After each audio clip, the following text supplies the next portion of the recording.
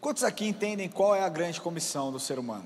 Para nós que somos filhos de Deus, para nós que entendemos o nosso chamado, entendemos o nosso propósito, quem aqui pode me falar qual é o nosso chamado? Qual é o nosso chamado? Fazer discípulos, amém? A palavra de Deus diz, ide fazer discípulos, mas o ide ele não está no imperativo. O verbo que está no imperativo é o fazer discípulos. Então nós entendemos que a grande comissão é fazer discípulo. Entenda uma coisa, nós estávamos nos Estados Unidos agora, nessa última semana, os últimos 10 dias, fazendo o que eles chamavam de, como é que era o nome? Capacitação ministerial, era o nome disso. O intuito era nós irmos, conhecemos outras igrejas, ver a estrutura, ver como funcionava e tudo mais, e em uma determinada igreja que nós paramos, que para mim foi a igreja mais legal, que chama Watermark, que é em Dallas. Eu fiz uma pergunta para o pastor.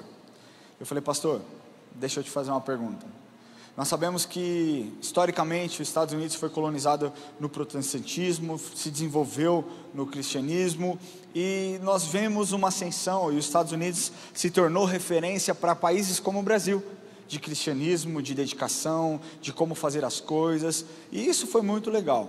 Só que hoje nós temos, as coisas mudaram um pouquinho, porque pessoas já definem os Estados Unidos como um país pós-cristão, e nós, Brasil, como referências no Evangelho. Qual é o seu conselho para nós, pastores da igreja do Brasil? Conselho para que nós não cometamos os mesmos erros que a igreja dos Estados Unidos cometeu. Ele disse para mim: meu conselho para vocês é: façam discípulos. Por muito tempo a igreja dos Estados Unidos ficou preocupada em performar, mas não em fazer discípulos, e o preço está aí. E aquilo me mexeu comigo. Eu falei: caramba, interessante isso. Mas a verdade é que fazer discípulos vai muito mais do que simplesmente nós sentarmos, pregarmos sobre o Evangelho e ensinarmos as pessoas. Deus nos chamou para pregar o Evangelho com toda certeza, mas Deus nos chamou para mais do que isso. Não adianta só você vir aqui, levantar a sua mão, entregar o seu coração para Jesus e achar que está tudo certo. Não, esse passo é o caminho de uma longa caminhada que você terá na presença de Cristo. Mas eu quero passar um vídeo aqui, eu quero que vocês prestem bastante atenção nesse vídeo. Nós pedimos ali, deu para colocar o QR Code, para quem quiser depois. Deu? Não deu. Não deu para colocar o QR Code, mas é um vídeo que talvez você que tenha rede social, você já deve ter visto esse pastor falando outras coisas, outras vezes, debatendo ideias, mas eu queria que você olhasse aqui um pouquinho esse vídeo. You're basically saying that Jesus is God because a book says he's God. The argument for miracles is defeasible because testimony, it's more likely that the testimony is false than an actual miracle occurred. So my problem is Jesus, if he existed, was the greatest man who ever lived, but to call him God, you can't back that up by saying, look at this 2,000-year-old book. Okay, but if this man who is so great, who lived such a life of compassion and forgiveness, claims to be God in human form, what do you do with that? I take it with a grain of salt. Okay, but then after you take it with a grain of salt, what does that mean practically? Look, if I met Jesus and I saw him rise from the dead, then we would be talking about the possibility that he was God. But if I followed someone who was morally perfect and they told me I'm God, I'm going to rise from the dead, I'd say that's fine. I'll believe you when I see it. Otherwise, you're the greatest man I've ever met, and you've got something wrong also. There's something not up here right. Until I see it, how can I believe it? He might have fulfilled every moral promise. So do you really believe that? Unless I can see it, I cannot believe it. Is that what you really believe? Well, you got me there. No. Good. Okay, so shouldn't you be open to the possibility that human beings can at times speak the truth? So can't you be open to the possibility that Matthew, Mark, Luke, and John, and Paul and Peter, when they talked about having seen Jesus Christ risen from the dead, that possibly they were speaking the truth? Yes, but to say it's possible is not to say it's true. Okay, good. So then, if it's possible that Matthew, Mark, Luke, John, Peter, James, Paul were speaking the truth when they insisted that Christ rose from the dead, don't you think it would be wise to go back and study their documents very carefully to ascertain whether they were lying or... É isso? É isso. Eu queria passar mais, são 6 minutos de vídeo. E é um vídeo muito legal porque ele faz uma defesa do Evangelho de forma que ele quebra a perna desse rapaz com todos os argumentos. Porque esse rapaz não é um rapaz maldoso que estava perguntando, que estava ali cheio de dúvida. Não é alguém endemoniado, é alguém que tem dúvidas. É alguém que tem questões, é alguém que tem, sabe, quer descobrir a verdade. Estava ali com muita educação e eles trocando a ideia. Mas por que eu estou te falando isso? Porque muitas vezes a gente entende que ser um apologeta, e apologeta é você exercer a defesa da fé, ela está somente ligado àqueles que são filosoficamente dotados, ou então aqueles que são culturalmente adaptados a esse tipo de embate. Mas essa não é a verdade. Existem formas mais profundas de você entrar nesse tipo de conversa, mas nós fomos chamados para sermos defensores da fé. Sabe, gente, eu, você, nós que estamos em Cristo e temos sido levados e temos tido a revelação do Evangelho, a beleza do Evangelho, nós temos tanto a obrigação quanto o privilégio de defender a palavra de Deus. Você foi chamado para ser um defensor da palavra de Deus. Agora, como nós podemos defender aquilo que muitas vezes nós não conhecemos? Você já parou para pensar nisso? Como você pode exercer fé de algo que talvez você não conheça? Se eu falar para você, defenda o meu filho com unhas e dentes, se alguém disser que ele fez alguma coisa, você lute o contrário, você diga que ele não fez, que ele não é capaz de fazer isso, que você fale, eu não vou falar porque eu não conheço, eu não sei se o que você está me falando é verdade ou não, e se o seu filho realmente fez isso, mas eu posso defender os meus filhos, porque eu sei quem eles são. E eu quero trazer alguns dados para vocês nessa noite aqui. No início de 1900, na década, há muito tempo atrás, nós estamos falando há mais de 100 anos atrás, cerca de 65% dos cristãos diziam acreditar que a palavra de Deus era inerrante. Eles acreditavam veementemente na palavra de Deus. Na geração dos baby boomers, que é aqueles que nasceram entre 1946 e 1964, esse número de 65%, ele cai drasticamente para 35%. E olha como nós estamos vendo numa ladeira, algo terrível tem acontecido. Na próxima geração, que é a geração X, aqueles que nasceram entre 1965 e 1984, esse número cai para 17%. Na geração Y, aqueles que nasceram entre 1985 e 1999, a minha geração, não se sabe ao certo, não tem um estudo que revele a quantidade de cristãos que acreditam que a Bíblia é inerrante, mas a geração D, que a partir daqueles que nasceram no ano de 2000, somente 4% acreditam que a Bíblia é inerrante e a base para toda a vida. Somente 4% acreditam que a Bíblia é um manual de conduta e fé de todo cristão. É a geração do meu filho. Meus 3 filhos nasceram nessa geração. E eu vou ensiná-los a defender a Bíblia com toda a força que eles tiverem. A menos que você queira perder o seu filho, perder os seus netos e perder as gerações que virão após você, você vai precisar se posicionar. Existe muito crente que não quer entrar em embate, não quer entrar em debate. As pessoas estão destruindo o sacrifício de Cristo. As pessoas estão tentando diminuir ao máximo quem Jesus foi. E muitas vezes os cristãos que deveriam se levantar como defensores estão com braços cruzados. Eu não vou me posicionar porque eu não quero me envolver nisso. Você foi chamado por isso. E você vai ser cobrado por isso. E vou falar a verdade para você. Eu poderia ir direto nos argumentos, explicação daquilo que eu vou dizer sobre hoje.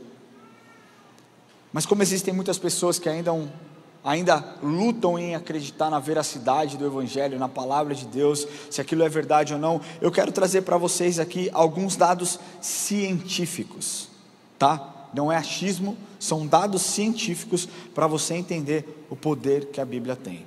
Amém? E se você está acordado nesse lugar, você está acordado aqui? Amém? Preste atenção nisso aqui. Quando você lê a Bíblia 3 vezes por semana, quem aqui lê a Bíblia pelo menos 3 vezes na semana? Vamos ser sinceros aqui, sem julgamento.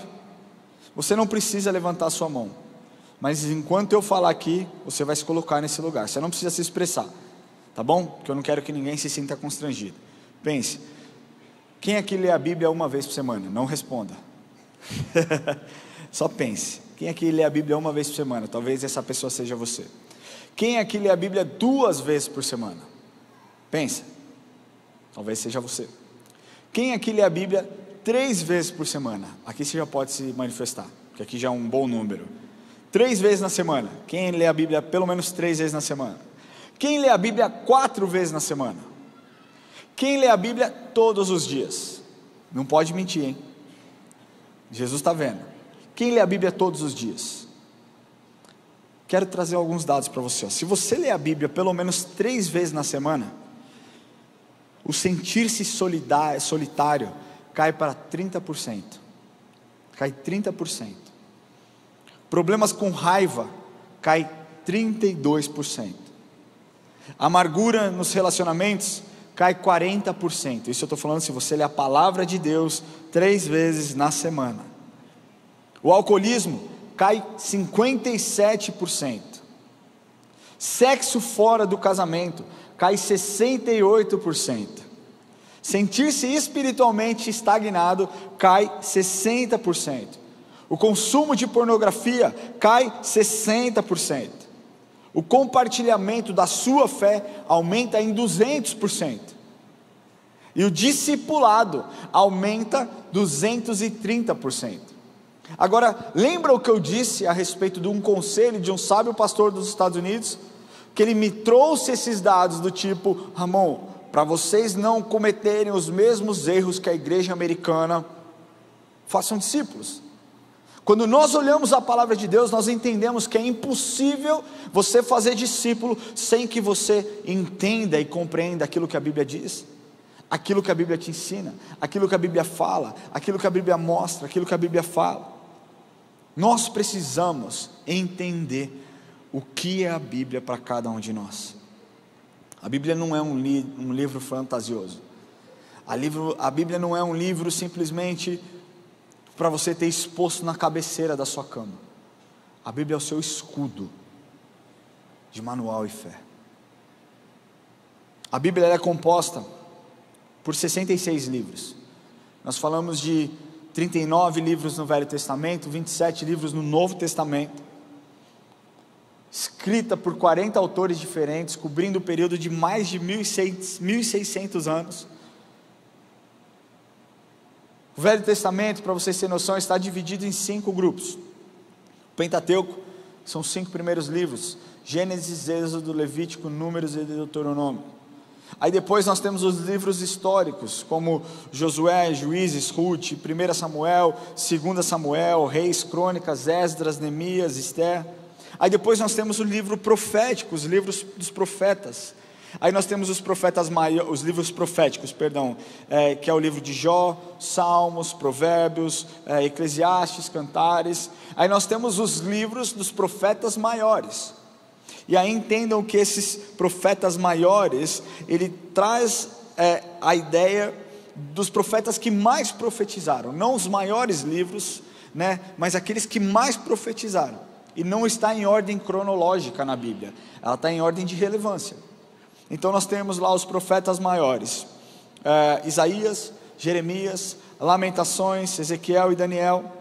Os profetas menores, que é um livro maior, são 12 livros que contam a história de 12 grandes profetas. Nós falamos de Oséias, Joel, Amós, Obadias, Jonas, Miqueias, Naum, Abacuque, Sofonias, Amós, Zacarias e Malaquias. Mais uma vez, não em ordem cronológica, mas em ordem de relevância. Aí nós entramos no Novo Testamento, e o Novo Testamento ele é dividido em 4 grupos. Primeiro os evangelhos: Mateus, Marcos, Lucas e João. Talvez você pergunte assim: tá, mas quando eu leio Mateus, Marcos, Lucas e João, eu percebo que as histórias, eles contam na grande maioria as mesmas histórias. Por quê? Porque são 4 escritores diferentes, vendo a mesma história com perspectivas diferentes. Como que você pode ver isso? Imagina você num cruzamento. Eu estou aqui, o pastor Diego está aqui, a pastora Alana está aqui, a pastora Marlena está aqui. Nós estamos em um cruzamento. E de repente nós vemos um acidente no meio. Todos nós vimos o acidente. Todos nós vimos que um carro passou no sinal vermelho e o outro bateu. Mas cada um viu por uma perspectiva diferente. A história é a mesma, mas as perspectivas são diferentes. Entende isso? Então é por isso que existem os 4 evangelhos: Mateus, Marcos, Lucas e João. Nenhum anula o outro. Nenhum anula o outro. São visões, a mesma visão, o mesmo fato, com perspectiva diferente. Aí nós temos o livro histórico, que é o livro de Atos, onde conta a história dos apóstolos e a instituição da igreja, o nascimento da igreja, a instituição da diaconia e tantas coisas legais. A primeira pregação é um livro realmente que conta o nascimento da igreja. Depois nós vamos para as epístolas. São cartas escritas pelos apóstolos, direcionadas às igrejas de várias cidades, de várias nações e vários continentes da terra. Paulo escreveu, outras pessoas escreveram, mas nós temos Romanos, 1 e 2 Coríntios, Gálatas, Efésios, Filipenses, Colossenses, 1 e 2 Tessalonicenses, 1 e 2 Timóteo, Tito, Filemão, Hebreus, que a grande maioria acredita que foi Paulo quem escreveu, mas é impossível você afirmar com 100% de certeza. Tiago, 1 e 2 Pedro, 1 e 2 e 3 João e Judas. E aí nós temos o último livro da Bíblia, da Palavra de Deus, que é o livro de Apocalipse, que é a revelação. Traz a revelação daquilo que acontecerá nos últimos dias, no último tempo. Por que eu tenho que te trazer tudo isso? Porque hoje é muito comum nós olharmos na internet e vermos, inclusive, pessoas que se dizem pastores, não levando a sério o que está escrito, tentando diminuir. Eu outro dia conversando com um rapaz que não frequenta essa igreja, ele falou assim para mim: você precisa sair dessa bolha. Aí eu falei: mas que bolha? Não, essa bolha do cristianismo. Eu falei: cara, não é uma bolha do cristianismo, mas é aquilo que nós acreditamos. Ele falou: na minha igreja, olha isso, na minha igreja nós fazemos um sarau para discutir a veracidade da Bíblia. E é uma igreja estourada. É isso que nós vamos enfrentar. É isso que nós vamos ver. Porque eles estão se juntando e estão discutindo a veracidade, enquanto muitos daqueles que são fiéis ao Senhor estão indo para a igreja simplesmente para receber palavra e não aplica aquilo que recebe. Estão indo, estão sentando, acaba o culto, você pega as suas coisas, você fecha a sua Bíblia, vai embora e lembra da palavra de Deus somente no domingo seguinte. Enquanto essas pessoas estão se munindo para destruir o Evangelho, nós estamos parados, estagnados, olhando o barco afundar. Olha isso, eu estou falando que em 130 anos, nós passamos de 65% de pessoas que acreditavam na Bíblia para 4%. Isso não é perigoso? Cara, não é possível que só eu ache isso maluco. Existe um jeito de fazer. Existe um jeito de nós nos posicionarmos. Não é você querendo sair na porrada com quem discorda de você, mas você só consegue defender a palavra de Deus se ela estiver dentro do seu coração e se você souber. Imagina se Jesus não conhecesse as Escrituras. Quando Satanás se oferece a ele, após 40 dias de jejum, Satanás conhece a palavra. E ele diz: por que você não se joga? Porque a palavra de Deus diz: dará ordem aos teus anjos, eles te segurarão, te sustentarão. Porque você, olha aqui, ó, então transforma essas pedras em pães. A palavra de Deus diz: olha isso, não sei o que. Satanás conhece a palavra. Mas nós precisamos ter a revelação, porque a palavra por si só não traz transformação, mas a revelação de quem escreveu a palavra e para quem ela foi escrita, assim muda o nosso coração e a nossa vida. Caso contrário, nós temos visto uma onda de heresia sendo levantada ao redor do Brasil. Nós temos que nos posicionar, e hoje eu quero focar bem em 3 aspectos da Bíblia, para te mostrar que além de ser o nosso manual de conduta, ela se torna o escudo que nos protege do erro, e que acima de tudo, revela quem o Deus Pai, quem o Deus Filho e quem o Deus Espírito é para nós. Amém? Você está comigo aqui? Quantos acreditam que a Bíblia é inerrante? Quantos acreditam que a Bíblia é a palavra de Deus? falar nesse ambiente aqui é tranquilo. Quero ver quando o bicho estiver pegando lá fora. E é para esse lugar que o Espírito Santo vai nos preparar. Você não precisa ser um apologeta da palavra de Deus nem da IA Church, porque aqui nós acreditamos na mesma coisa. Mas e lá fora? E dentro do seu trabalho? E dentro da sua academia? E dentro da escola dos seus filhos? E dentro da sua casa? O primeiro ponto que eu quero falar é que a palavra de Deus, a Bíblia, ela é a Escritura Sagrada. Você pode repetir isso comigo? A Bíblia é a Escritura Sagrada. 2 Timóteo, capítulo 3, versículo 15, diz assim: e que desde a infância sabes as sagradas letras, que podem tornar-te sábio para a salvação pela fé em Cristo Jesus.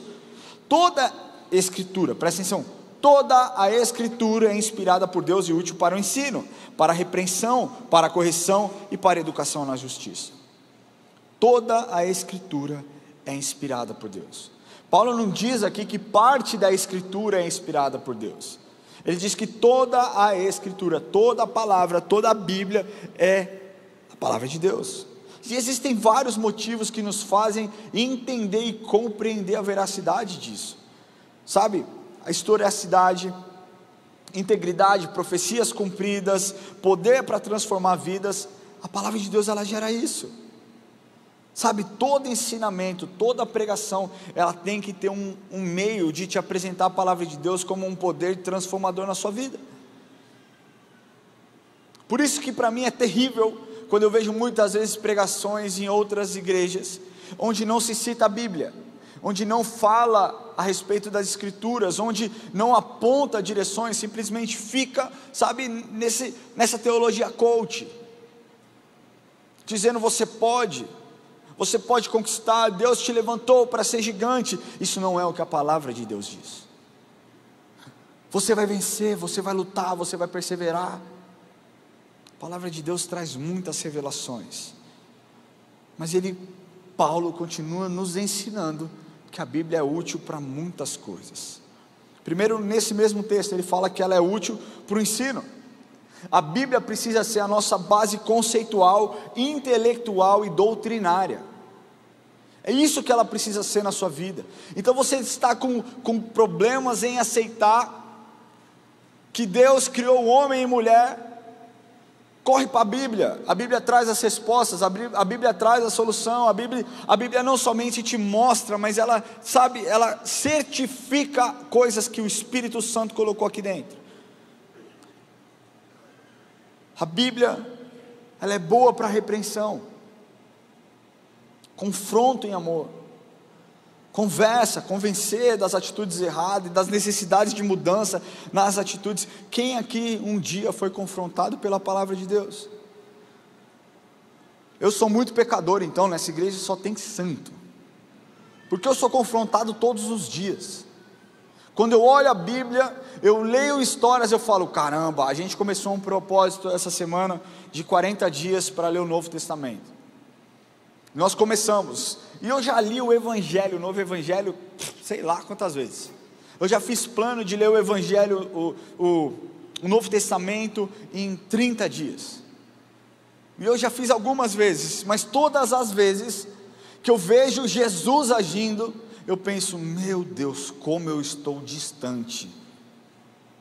Meu Deus, quando eu acho que eu estou fazendo as coisas certas, eu entendo que eu preciso melhorar muito. A palavra de Deus nos ensina, faz com que nós olhemos para nós, faz com que nós tenhamos um olhar misericordioso para as pessoas, faz com que nós aprendamos a lidar com os problemas, a lidar com as diferenças, as dificuldades. Ela muda as nossas atitudes.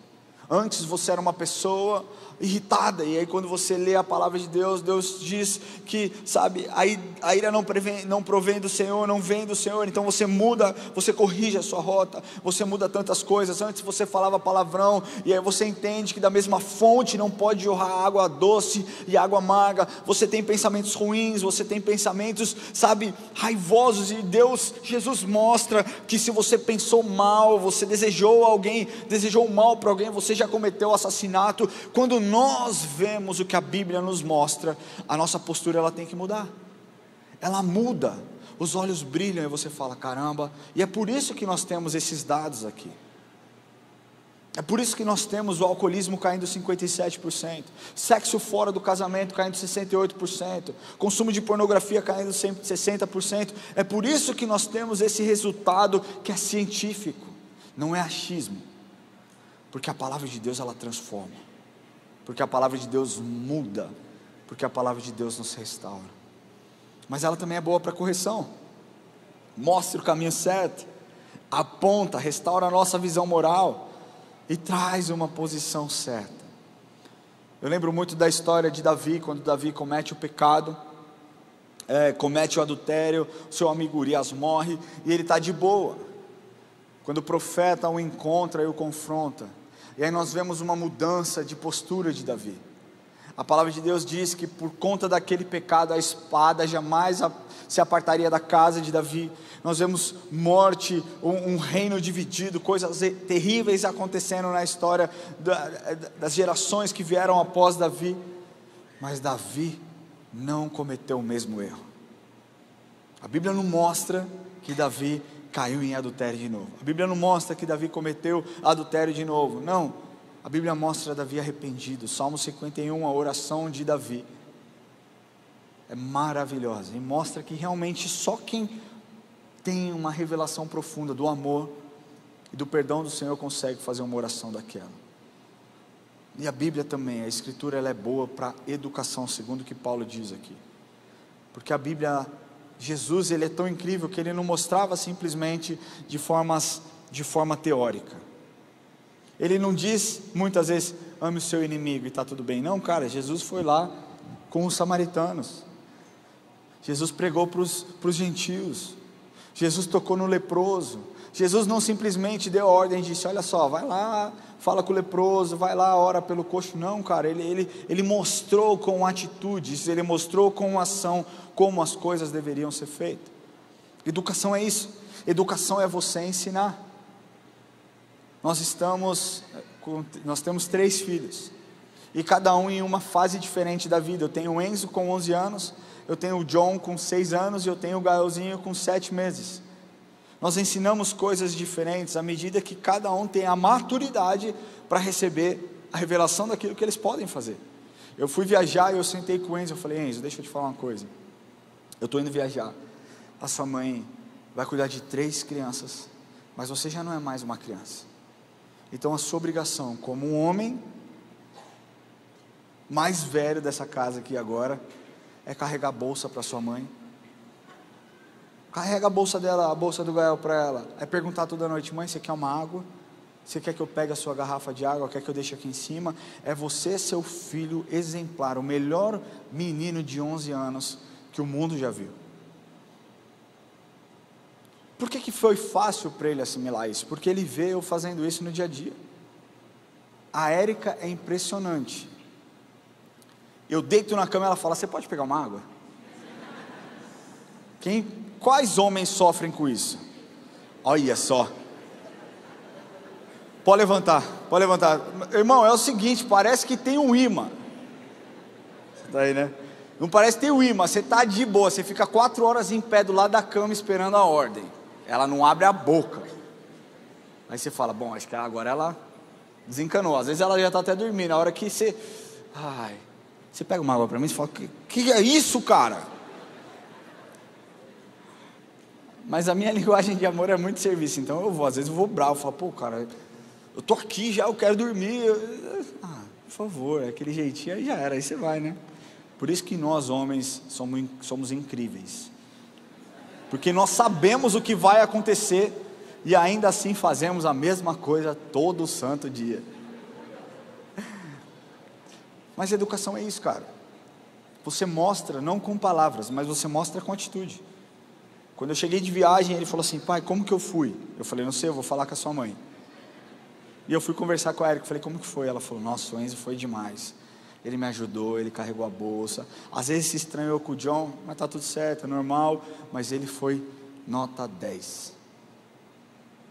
A palavra de Deus é mais do que nota 10. Ela é fundamental para que nós possamos ter uma vida restaurada. Billy Graham tem uma das frases que para mim é uma das frases mais lindas que eu já li. E ele diz assim: estude a Bíblia para ser sábio, creia na mesma para ser salvo, e siga os seus preceitos para ser santo. E sabe o que falta para a igreja de Cristo? Busca pela santidade. A gente tem falado muito sobre o amor do Senhor, mas a gente tem falado pouco sobre santidade. A gente tem falado muito sobre Deus te ama, vem do jeito que você está, que você vai ser amado por essa casa. Mas os púlpitos têm sido poucas vezes pregados sobre santidade. E a palavra de Deus diz que sem santidade ninguém verá Deus. Nós precisamos levar a sério o que a palavra de Deus nos ensina. Então, o primeiro ponto aqui, eu falei para vocês que a Bíblia é a escritura sagrada. Segundo ponto, a Bíblia é a resposta de Deus. Você pode falar assim: a Bíblia é a resposta de Deus. Mas nós precisamos entender algo. Afirmar que a Bíblia é suficiente, que tem todas as respostas, não quer dizer que você encontra tudo o que você quer saber dentro dela. Quer dizer que você encontra tudo aquilo que você precisa saber dentro dela. Mas infelizmente hoje as pessoas usam a Bíblia como uma prova.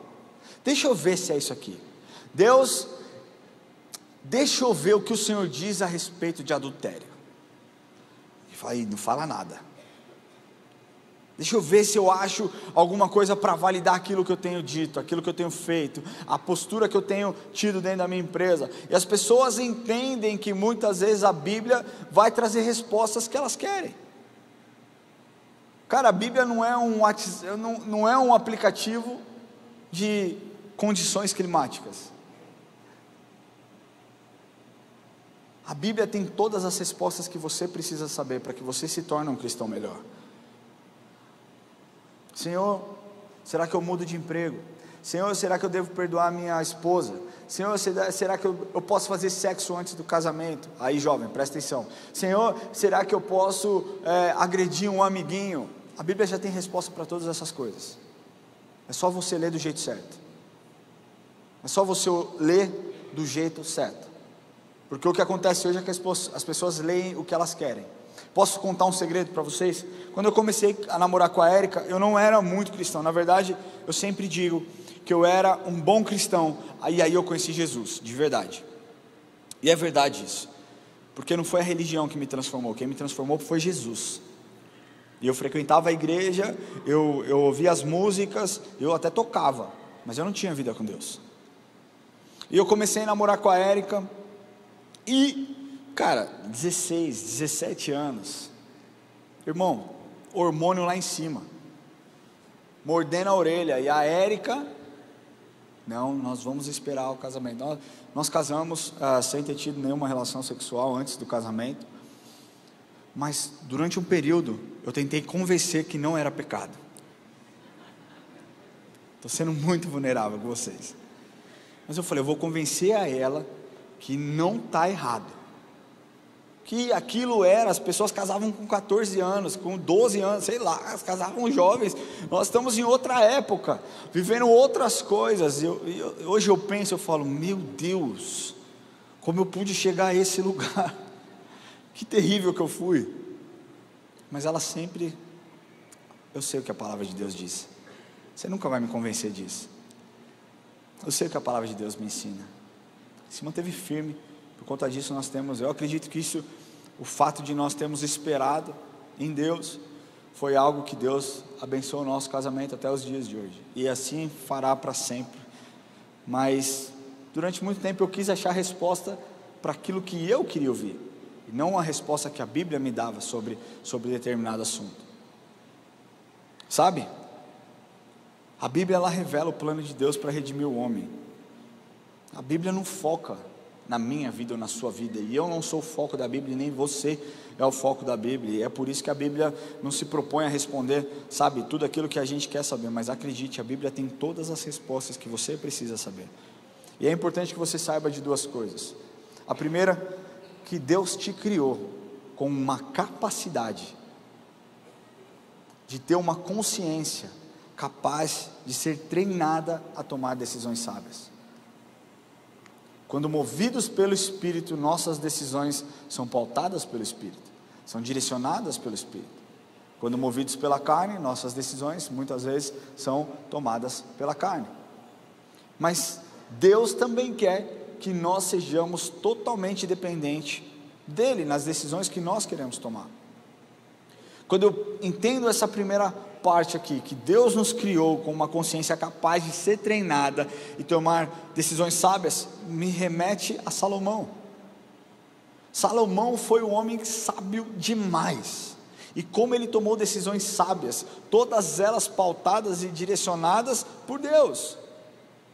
Mas também muitas vezes dentro das suas próprias decisões, ele buscava a Deus, se não todas as vezes, para que Deus direcionasse, para que ele tomasse as decisões certas, e por conta disso as suas decisões eram assertivas. As decisões de Salomão não eram decisões assertivas porque Salomão era bom, mas eram assertivas porque Salomão era guiado por Deus, e então o resultado de você ser guiado por Deus é que as suas decisões serão decisões boas. Agora, o que acontece hoje em dia, muito comum, é que as pessoas dizem assim: eu estou num emprego, estou bem, Deus abriu a porta para mim, eu estou nesse lugar, estou bem. Aparece uma proposta para você ganhar 15% a mais, e você fala: olha a bênção que Deus está me dando. Deixa eu te falar uma coisa, nem tudo que é bom vem do Senhor, assim como nem tudo que acontece de mal é do diabo. Existem lutas e provações, e as tribulações produzem esperança, e a esperança a perseverança, e a perseverança, a palavra de Deus nos mostra como as coisas funcionam. Agora nós somos ludibriados muitas vezes, porque nós acreditamos que nós temos coisas incríveis sendo oferecidas. Uau, um salário de 15% a mais vai me ajudar, e talvez as suas decisões sejam até, as suas razões sejam razões genuínas. Vai me ajudar a pagar melhor aqui as contas de casa, a universidade do meu filho, o preço das coisas, tudo subiu. Mas você perguntou para Deus se é o lugar que Deus quer te colocar? Porque depois é fácil colocar a culpa em Deus. Aí você muda, você sai porque você quer sair, acreditando que aquela era a porta de Deus, e fica 2, 3 meses, é mandado embora, e você fala: caramba, mas não era de Deus, Senhor, porque o Senhor permitiu com que isso acontecesse? E aí Deus vai te falar: ué, mas eu não pedi para você sair de lá, era para você ter ficado lá. Se você tivesse me perguntado, eu teria te respondido. As pessoas se relacionam com pessoas erradas, e aí depois que tudo vai errado, fala: Senhor, porque o Senhor permitiu com que eu sofresse esse tanto? E Deus fala: eu não pedi, não fui eu que te coloquei nesse relacionamento, você entrou sem me perguntar. Outro dia eu recebi, eu acho que eu já contei isso aqui, mas eu recebi uma pessoa na minha sala, um cara, um marmanjo barbudo, chorando. Eu não tenho nada contra homem que chora, porque eu também choro. E ele chorando, eu falei: meu Deus, deve ter morrido o filho dele. E a gente que é pastor, cara, a gente fica angustiado quando a gente vê alguém sofrendo. Pastor, a paixão da minha vida foi embora. Eu falei: meu Deus, o Senhor levou a criança. O que eu vou falar para esse homem aqui? E eu: calma, irmão, calma, vamos orar, me explica, tal. E ele: foi embora, pastor, foi embora, acabou a minha vida. Aí eu falei: meu Deus, que tragédia. A minha noiva me trocou. Eu falei: como é que é? A minha noiva me trocou. Aí eu falei: ufa. Aí ele: ufa. Eu falei: não, né, enfim, vamos lá. Aí eu falei: cara, mas o que aconteceu? Não, pastor, ela sempre foi da balada, eu sempre fui da igreja.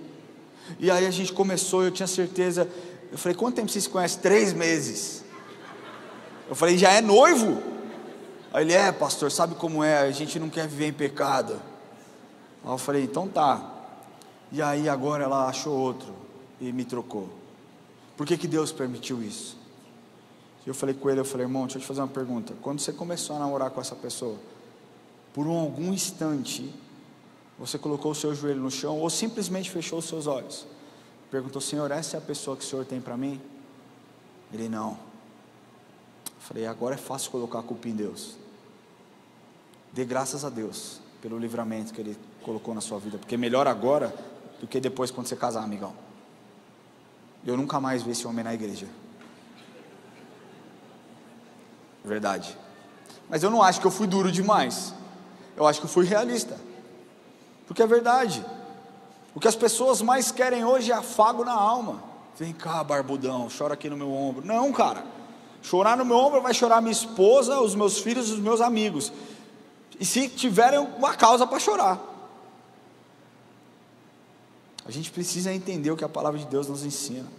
Salmos 37, capítulo 3, versículo 5, Salmos capítulo 37, versículos 3 a 5, diz assim: confia no Senhor e faz o bem, habita na terra e alimenta-te da verdade, agrada-te no Senhor, e Ele satisfará os desejos do seu coração. Então, enquanto no primeiro ponto, nós falamos sobre a Escritura Sagrada, nós temos uma inspiração divina sobre as Escrituras. Nesse segundo ponto, nós entendemos que a resposta para Deus, e a resposta em Deus, nos dá uma autoridade divina. Sabe? Preocupado com as nossas decisões, Deus quer nos ajudar a tomar boas decisões e decisões melhores. Para que isso aconteça, Bíblia. Não ache que a Bíblia, cara, é aquilo que vai... Deixa eu abrir aqui. Quem já fez isso aqui? Eu já fiz e já me ferrei muito. Senhor, eu preciso de uma resposta. Flaf! E aí está lá, e morreram 70. Aí eu falo, misericórdia. Não era isso que eu queria ouvir. Fecha e abre.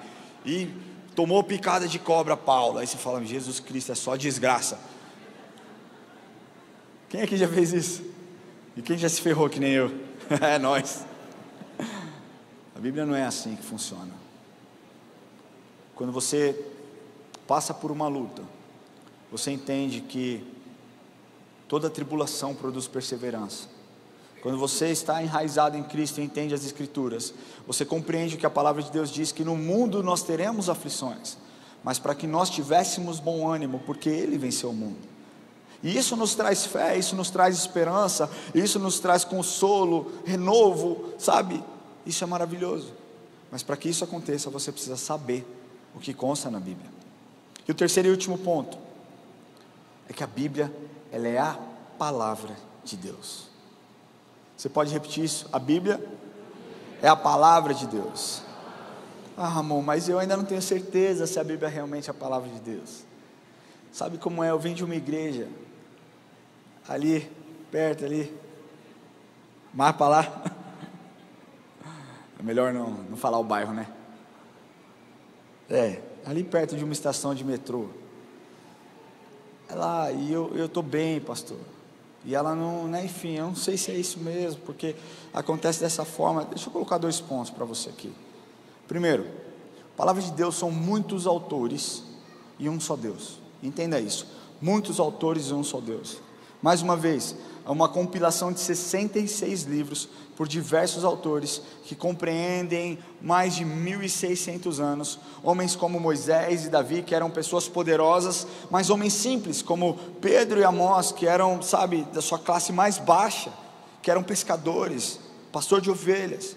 Viveram em épocas diferentes, com costumes diferentes, muitos nem se conheciam e ainda assim fizeram o livro mais coerente da história.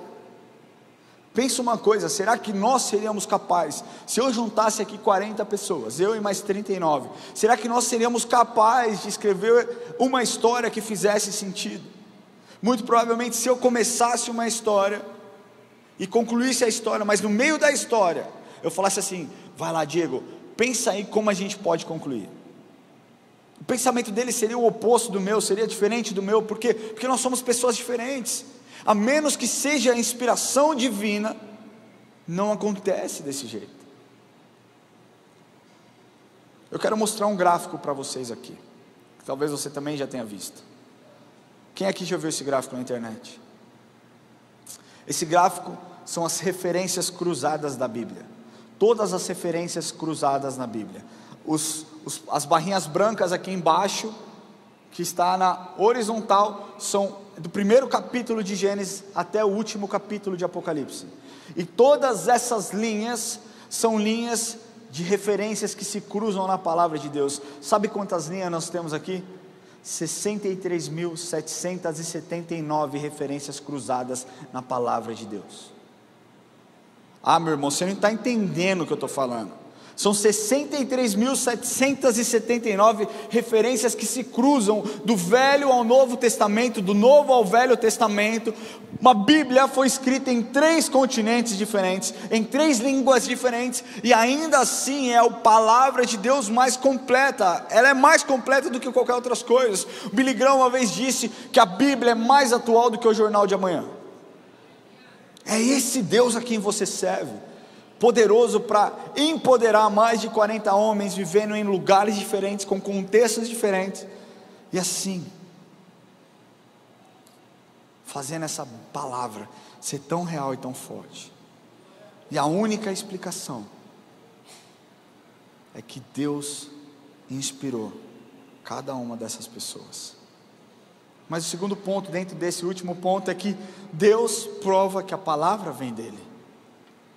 Jesus, quando ensinava o povo, ele citava a Bíblia como sendo a palavra do seu Pai. Você pode ver isso nas Escrituras, por várias vezes nós lemos e nós entendemos que aquilo que Jesus disse muitas vezes. Mas também nós vemos o próprio Deus mandando que fossem escritas certas palavras. Nós podemos ver isso, por exemplo, no livro de Êxodo. Êxodo capítulo 34, versículo 27, diz assim: disse mais o Senhor a Moisés: escreve essas palavras, porque segundo o teor dessas palavras fiz aliança contigo e com Israel. Também nós vemos em Jeremias capítulo 30, versículo 1 e 2, que diz assim: palavra que do Senhor veio a Jeremias dizendo: assim fala o Senhor Deus de Israel, escreve num livro todas as palavras que eu disse. Então não venha você ou qualquer pessoa me dizer que a Bíblia não é a palavra de Deus, não é inspirada por Deus. Existem muitas profecias, e a palavra nos ensina que profecias cumpridas vieram de Deus. Num tempo onde nós vemos muitos profetas, muitas pessoas se levantando como profetas, muitas pessoas usando codinomes como profetas, sabe, e não acertam uma profecia. Só tão interessada em se aproveitar de pessoas que são emocionalmente sensíveis. Mas o que a palavra de Deus diz aqui: você quer colocar à prova um profeta, vê se a palavra se cumpriu ou não. Se cumpriu, veio de Deus; se não se cumpriu, não veio de Deus não. É assim que funciona. Deuteronômios capítulo 18, versículo 21 e 22, diz assim: se disseres no teu coração, como conhecerei a palavra que o Senhor não falou?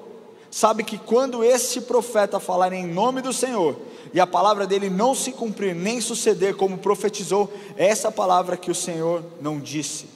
Com soberba a falou o tal profeta, não tenhas temor dele. Ou seja, se a profecia se cumprir, ela veio do Senhor; se não se cumprir, não veio do Senhor. É assim que a gente avalia a profecia. Mas presta atenção na Bíblia. Daniel viveu muitos anos antes de Cristo. Nós estamos falando que Daniel viveu aproximadamente 600 anos antes de Cristo.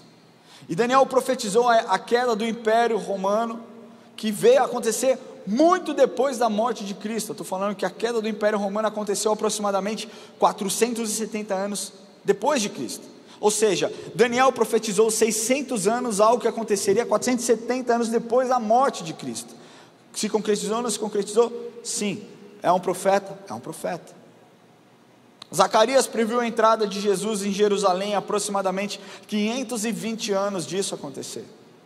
Isaías previu a morte de Jesus com todo o sofrimento. Se nós lemos o livro de Isaías, é um livro lindo, que mostra desde o nascimento de Jesus até a morte de Jesus como aconteceria. Isso foi feito mais de 750 anos antes de Cristo. Aí talvez você fale: pô, mas como que eu sei que é verdade ou não? Existem os pergaminhos, existem estudos, existem materiais, todos eles expostos lá em Jerusalém. Em nome de Jesus, em breve nós voltaremos a fazer caravana para lá, e você pode acompanhar com a gente, ver a Bíblia em 3D, tempo real, é maravilhoso. Mas a Bíblia é verdadeira, inerrante, e a palavra de Deus. E eu quero concluir essa mensagem dizendo que quase 2000 anos se passaram, e a Bíblia continua sendo o livro mais revelante, mais relevante que já foi escrito na história. Sabia que a Bíblia é o livro mais vendido da história da humanidade? 5 bilhões de cópias vendidas. 5 bilhões de cópias vendidas. Nós, quando estávamos nos Estados Unidos, fomos na YouVersion. é um aplicativo que muito provavelmente você tenha. Passa o próximo aí, deixa eu ver se dá para a gente ver o iconezinho da YouVersion.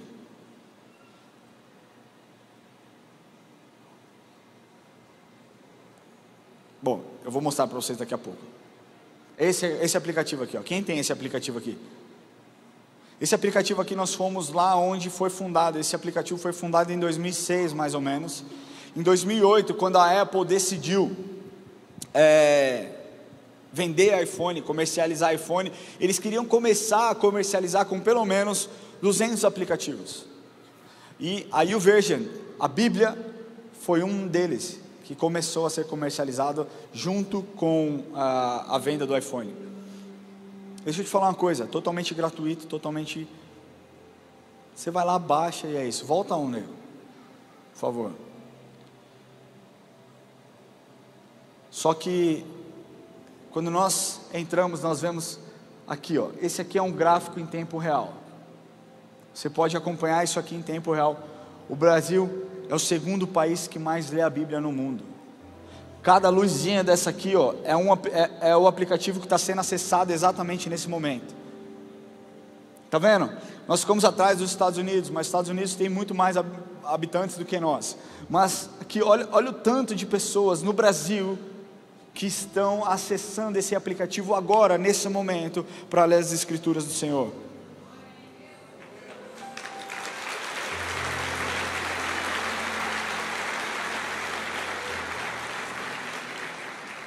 Você baixou, deixa eu te falar, até o ano de 2022, 622 milhões de instalações aconteceram.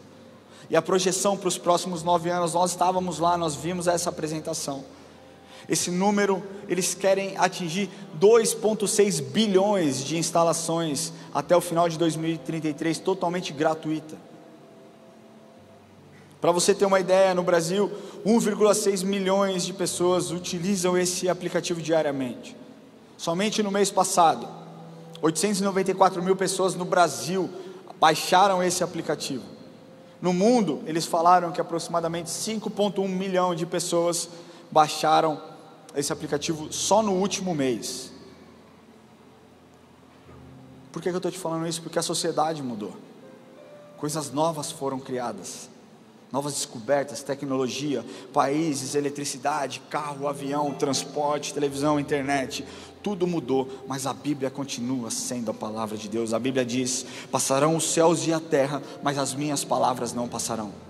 Você entende que gerações passam, reis passaram, impérios passaram, líderes vieram, foram derrubados, foram instituídos, caíram de novo, governos foram levantados, mas a palavra de Deus continua transformando vidas, continua transformando caráter, restaurando sonhos, casamentos, família e saúde. A Bíblia continua sendo um lindo instrumento e um lindo guia de manual e conduta das nossas vidas. E não importa se você é dos Estados Unidos, Índia, Uzbequistão, Brasil, pessoas que leem a Bíblia e confiam nela, têm as suas vidas transformadas. Nenhum outro livro é tão poderoso quanto a palavra de Deus.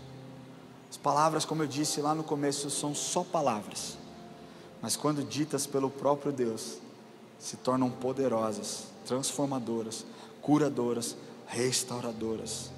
E um livro comum não tem potencial para gerar isso. Mas a palavra de Deus, que é inspirada por Ele, pode fazer muito mais. Quero concluir essa mensagem lendo para vocês aquilo que está escrito no livro de Mateus, no Evangelho de Mateus, capítulo 7, versículos 24 a 25. Diz assim: todo aquele, pois, que ouve essas minhas palavras e as pratica, será comparado a um homem prudente que edificou a sua casa sobre a rocha. E caiu a chuva, transbordaram os rios, sopraram os ventos e deram com ímpeto contra aquela casa, que não caiu, porque fora edificada sobre a rocha. A Bíblia, ela é uma sagrada e é divina para a inspiração. Ela é a resposta de Deus e tem uma autoridade divina, e ela é a palavra de Deus que tem uma revelação divina. Queria pedir que você feche seus olhos. Eu quero começar esse momento aqui que nós somos chamados para fazer. Eu não sei em quem você acredita, eu não sei no que você acredita. Você que entrou aqui hoje pela primeira, pela segunda, pela terceira vez, eu não sei no que você acredita. Talvez você seja uma dessas pessoas que são céticas e não confiam que as Escrituras são realmente a revelação de Deus. Mas hoje, quando eu trouxe esses dados, o Espírito Santo te incomodou no seu lugar, e você entendeu que não são só palavras, mas que tem algo a mais, e esse algo a mais se chama Jesus Cristo, o Filho de Deus, que morreu por mim, morreu por você. Esse algo a mais é aquilo que tem poder para nos salvar e nos resgatar. Esse algo a mais, talvez, que você esteja buscando, está na palavra de Deus. O Filho que veio ao mundo nos redimir do pecado. Aquele que comprou a preço de sangue a minha vida e a sua vida. Talvez você tenha a Bíblia na cabeceira da sua cama, mas não tenha a revelação de quem a escreveu. Eu quero te dar a oportunidade hoje de entregar o seu coração para Jesus, para que você tenha a sua história transformada, e que a partir desse momento, a Bíblia então será o seu manual de conduta, o seu guia, aquele lugar onde você buscará os conselhos, os melhores conselhos, as melhores direções, a palavra de Deus. E só existe isso se você tiver o Espírito Santo dentro de você. Deus pode se revelar quando você lê a palavra de Deus sozinho? Claro que pode. Eu conheço pessoas que entregaram seus corações para Jesus lendo a Bíblia sozinho. Mas nós estamos aqui para te ajudar nessa caminhada, para que o Espírito Santo entre no seu coração e te ajude a entender melhor o que a palavra de Deus quer te ensinar. Se você está triste, Deus tem a resposta. Se você está amargurado, Deus tem a resposta. Se você está ofendido, com raiva, Deus tem a resposta. Se você está desistindo da sua família, Deus tem a resposta. Se você está desistindo da sua vida, Deus tem a resposta. Mas a palavra de Deus diz: entrega o seu caminho ao Senhor, confia nele e o mais Ele fará. Eu quero te dar essa oportunidade. Se você está aqui hoje e deseja não se tornar um religioso, mas se tornar um seguidor de Jesus, um discípulo de Jesus, quero convidar você a levantar sua mão onde você estiver, e nós vamos orar. Glória a Deus pela sua vida. Existe mais alguém? Glória a Deus pela sua vida. Existe mais alguém que deseja entregar o coração para Jesus? Eu quero pedir que você fique em pé no seu lugar, e nós vamos orar junto. Não se sinta constrangido, não se sinta envergonhado, simplesmente tome esse passo de fé. Levante do seu lugar, você que deseja entregar o seu coração para Jesus nessa manhã. A palavra de Deus diz que aquele que negar o Senhor perante os homens, Ele negará perante o Pai. Então não adianta você no seu lugar, de forma tímida, levantar a sua mão, não. Você precisa se expor. Agora é hora de você não se preocupar com quem está do seu lado. É hora de você não ligar para aquilo que as pessoas podem pensar. Talvez você veio com uma amiga que ela pense: ela está muito louca. Aí você vai falar: eu estou muito louca, mas a partir de hoje eu sou cheia do Espírito Santo, que habita em mim, vai mudar a minha vida, e eu não estou nem aí para o que você pensa. Se essa pessoa é você, sai do seu lugar. Eu quero te encorajar a vir aqui à frente. Se você deseja entregar o seu coração para Jesus, sai do seu lugar, vem aqui à frente, nós vamos orar junto com você. Amém? Pode sair do seu lugar. Não fica acanhada não, sai do seu lugar. Hoje é dia de salvação. A palavra do Senhor se revelou a você hoje, para que você pudesse ter esse encontro divino com o Senhor. Eu não sou capaz de nada. Eu não sou capaz de transformar a sua vida. Eu não sou capaz de entregar o meu filho para você. Mas Jesus é incrível. Deus é tão bom que entregou um único filho para que você pudesse ser liberto, para que você pudesse ser comprado, para que você pudesse ser resgatado. Se essa pessoa é você, tome um ato de coragem, tome uma atitude, saia do seu lugar e venha à frente, porque mais uma vez, a Bíblia tem todas as respostas que você tem buscado, que você tem procurado e que você tem desejado. Tantas almas vazias, buscando aceitação, buscando alegria, buscando felicidade. Jesus é tudo isso. Jesus é tudo isso. Ele é tudo o que nós precisamos. Eu quero te falar que a sua vida vai ser diferente. Talvez você não sinta um arrepio, talvez você não sinta seu estômago, sabe aquele frio na barriga, mas eu quero te falar que o Espírito já começou a operar um milagre aí dentro.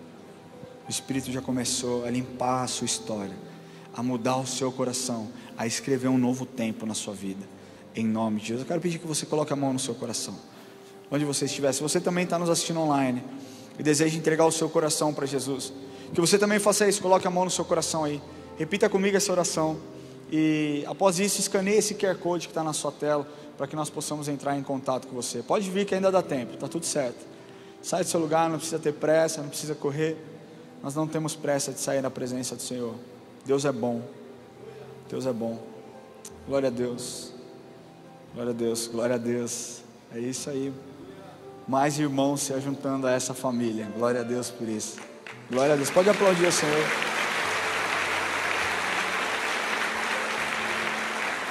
Coloque a mão no seu coração e repita assim comigo: Senhor Jesus, hoje eu entrego o meu coração em tuas mãos. Eu confesso, Jesus, os meus pecados. Eu sei que eu sou uma pessoa falha, eu sei que eu tenho um caráter muitas vezes duvidoso, mas eu peço que o Senhor entre na minha vida agora e mude o meu coração, mude as minhas atitudes, encha a minha vida com a sua presença. Eu confesso, Senhor, o Senhor como o meu Senhor e o meu Salvador. Escreve o meu nome no livro da vida, em nome de Jesus. Deixa eu orar com você mais um pouquinho. Eu queria pedir que os pastores que estão aqui, que você possa estender as suas mãos sobre essas pessoas. Todo o corpo pastoral, se você é pastor, está aqui na casa, quero pedir que você venha. Eu queria chamar também o meu time, que está comigo, que caminha comigo, está ali atrás, o Gui está ali, alguns que estão aqui também. Eu quero pedir que você saia do seu lugar, ajude a interceder, o pastor Murilo está aqui também, que nós possamos interceder juntos aqui, amém? Glória a Deus. Eu queria chamar a diaconia para participar desse momento também, orar pelos nossos irmãos, amém, diaconia? Se você está aqui, pode vir ministrar na vida dos nossos irmãos aqui também. Senhor Deus, eu oro por cada um dos teus filhos, Deus, que decidiram, Pai, livremente entregar os seus corações nessa noite. Deus, o Senhor conhece as aflições, o Senhor conhece, Senhor, as buscas, o Senhor conhece, Senhor, aquilo que eles têm desejado com tanta força. Deus, que a sua palavra se revele a cada um deles e que eles possam encontrar no Senhor descanso, consolo, restauração, transformação. Que a sua palavra, Senhor, encontre os corações, que a sua palavra, Senhor, toque nas almas, que a revelação do teu Espírito, Senhor, ministre cada um deles, Deus, e que eles possam ser completamente transformados. Deus, se revele para os teus filhos nessa noite, e que eles possam, Senhor, ter as suas esperanças renovadas, Senhor, ter as suas expectativas transformadas, e que o Senhor seja sempre exaltado, e ao Senhor nós damos toda a honra, toda a glória e todo o louvor. Bendito seja o teu nome, Pai, bendito seja o teu nome por essa colheita, e ao Senhor nós damos toda a honra, em nome de Jesus, amém e amém. Glória a Deus. Eu queria pedir para vocês que fizeram e tomaram essa decisão, que vocês acompanhem o pessoal de consolidação ali. Nós vamos simplesmente orar por cada um de vocês, pegar contato, saber como nós como igreja podemos servi-los também durante esse processo. Conte conosco, conte comigo. Final do culto eu vou estar aqui. Se você quiser vir me dar um abraço, vou ficar amarradão de te dar um abraço e orar com você, amém? Sigam por favor a equipe de consolidação aqui. E agora eu quero falar com a igreja. Quantos aqui entendem que precisam buscar mais ao Senhor? Então é para você, eu queria pedir que você levante do seu lugar. Fique em pé no seu lugar, se você entende que você precisa buscar mais do Senhor. Se você entende que você precisa de mais do Senhor.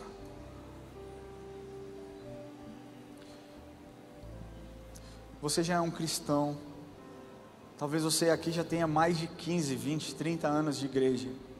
Talvez você seja a pessoa que frequente todos os domingos. E eu não preciso pegar na sua mão como eu pego na mão do John para atravessar uma rua. Você precisa confiar naquilo que Deus tem te dado, na revelação daquilo que Ele tem te mostrado. Talvez muitas vezes você não obedeça por falta de fé. Talvez por ser uma pessoa muito racional, de querer, racionalizar absolutamente todas as coisas. O que o Senhor está pedindo para você é fé. Tenha fé. Tenha fé, meu filho. Tenha fé, minha filha. A palavra de Deus nos diz: eis que estarei convosco todos os dias da sua vida. A partir do momento que nós entregamos o nosso coração para o Senhor, Ele entrou nas nossas vidas. O que nós precisamos é aumentar a nossa fé. E a fé é como músculo. Quanto mais você trabalha, mais a sua fé aumenta. Quantos aqui frequentam a academia? Quem aqui gosta de uma pizza? Aí, né? Mas quem frequenta a academia sabe que quanto mais exercício você faz, mais músculo você adquire. Quanto mais regrado você for nessa tarefa de melhorar o seu desempenho, muitas vezes não pelo shape, não simplesmente por estar bem lá e curtir uma praia, não, mas saúde. Quanto mais você exerce, quanto mais exercício você faz, mais músculo você tem. A fé é a mesma coisa. Quanto mais você lê a palavra, quanto mais você ora, quanto mais você busca, mais fé você tem.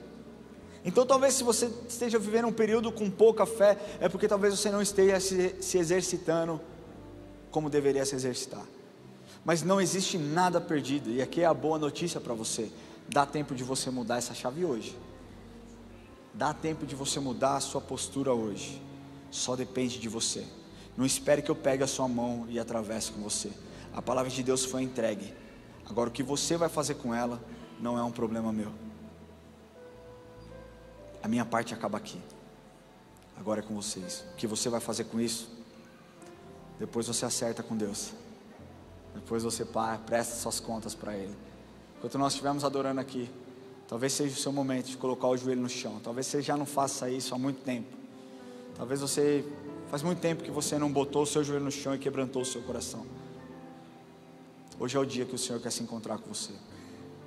Então enquanto nós estivermos adorando, fale com Deus aí. Amém? Aleluia, Senhor, nós te agradecemos, Pai, por esse tempo na sua presença. Te agradecemos pela revelação da sua palavra. Nós te louvamos, Jesus, porque nós temos a revelação de quem o Senhor é, Pai. Nós sabemos aquilo que o Senhor deseja para nós. Nós temos a convicção da nossa salvação e que um dia estaremos contigo na eternidade. Nós te agradecemos porque na sua palavra não existe confusão. É tudo muito, muito transparente, tudo muito fácil de ser compreendido. Mas nós entendemos que existe um preço a ser pago: a fé, Pai. Muitas vezes fé, Senhor, não é sentir, não é enxergar, mas é caminhar muitas vezes que nós não entendamos os motivos. É acreditar, Pai, mesmo quando tudo parece o contrário, mesmo tudo quando parece não está dando certo, continuar, Senhor, no centro da sua vontade, não se desviar, não se corromper, não se diminuir, nem se exaltar, na medida certa, aquilo que o Senhor tem para nós. Nós te agradecemos por essa palavra, Deus. Pedimos, e eu peço, Pai, sobre cada um dos meus irmãos, que o Senhor aumente a fé, Deus. Que o Senhor aumente a fé, que o Senhor aumente a necessidade deles te buscarem, Deus. Sabe que o Teu Espírito Santo os incomode todas as manhãs, Deus, para que eles te busquem cada vez mais, para que eles entendam, para que eles saibam a importância de defender o Seu Evangelho, e entender, Pai, que o Senhor conta com cada um deles também. Por isso eu peço, guarde os corações e as mentes. Espírito Santo, fale com cada um deles. Nós te agradecemos por esse tempo, Pai, oramos. Pai nosso que estás no céu, santificado seja o Teu nome. Venha a nós o Teu reino, seja feita a Tua vontade, assim na terra como no céu. O pão nosso de cada dia nos dai hoje. Perdoai as nossas dívidas, assim como nós perdoamos os nossos devedores. E não nos deixes cair em tentação, mas livra-nos do mal, pois Teu é o reino, o poder e a glória para sempre. Amém. Que Deus te abençoe e que você tenha uma semana incrível em nome de Jesus.